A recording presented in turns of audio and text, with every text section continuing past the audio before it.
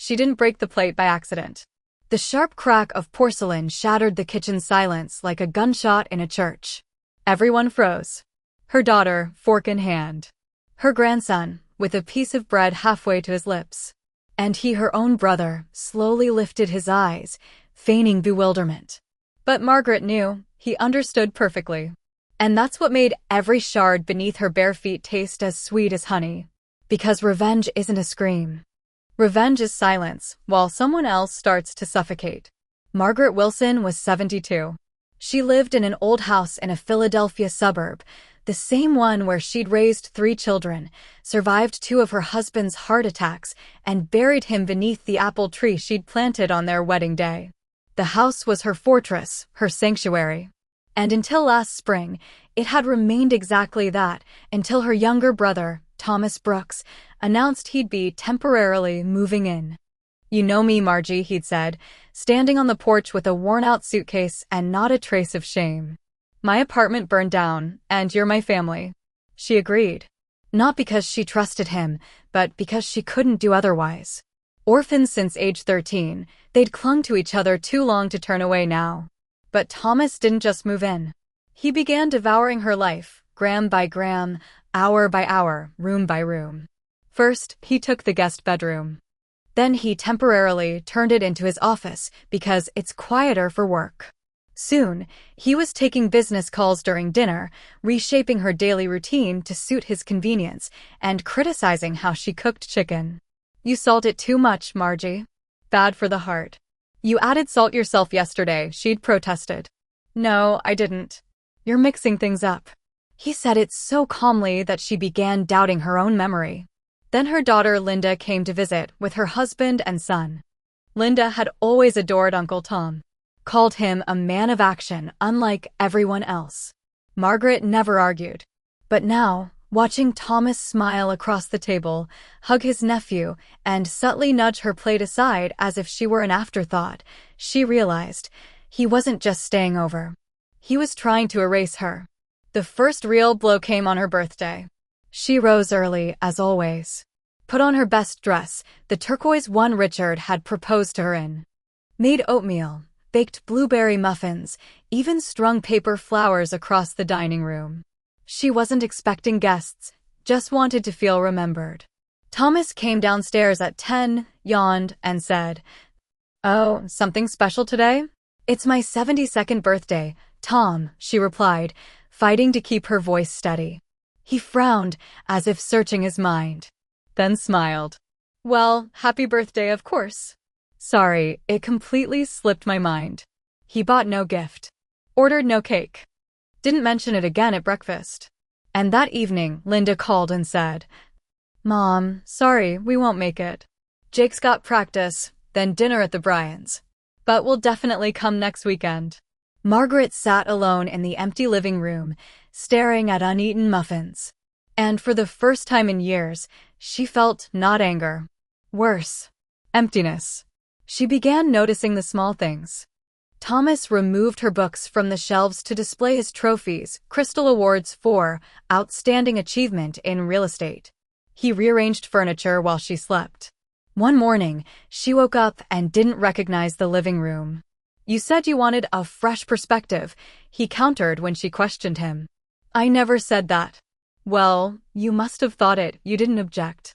He started giving advice: how to dress, how to talk to her grandson, how to manage her finances. "You're too trusting, Margie. You should move your account to my bank. I'll take care of it." She refused politely but firmly.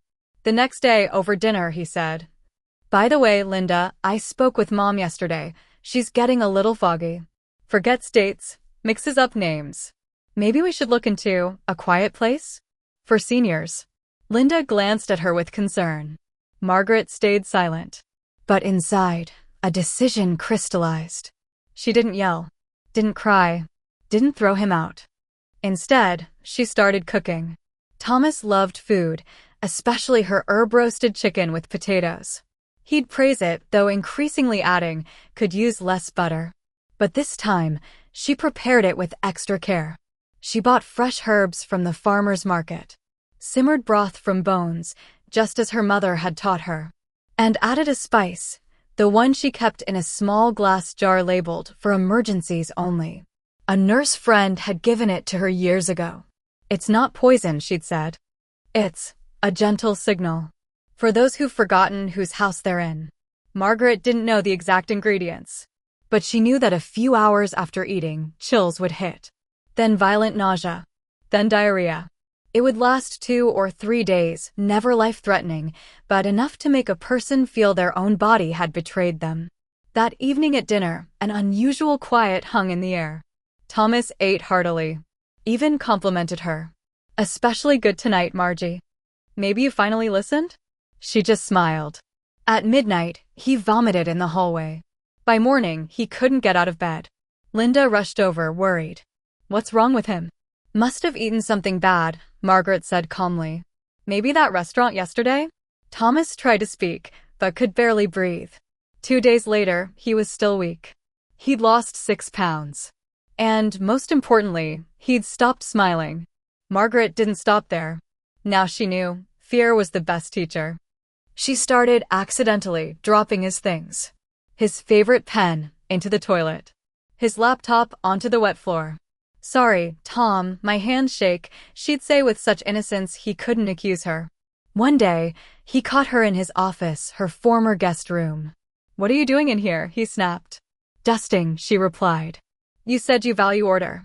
The next day, he found all his papers rearranged, contracts filed under recipes, financial reports tucked under his pillow. He grew nervous. Then came the blow to his reputation. Margaret signed up for a computer literacy class for seniors. Within a week, she mastered the basics. And one day, she sent an email from his account to all his clients. "Dear partners, due to personal circumstances, I am temporarily suspending all transactions. I believe the market is overheated and it's wiser to wait. Sincerely, Thomas Brooks." The message went to 100 contacts. That same day, his phone started ringing, clients demanding explanations. When he stormed into the kitchen where Margaret was sipping tea, she simply raised an eyebrow. "What's wrong, Tom? You look pale.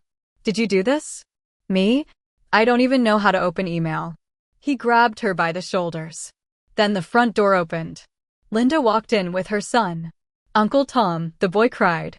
"Why are you yelling at Grandma?" Thomas let go. Linda looked at him differently now. For the first time, with ice in her eyes. A week later, he packed his bags.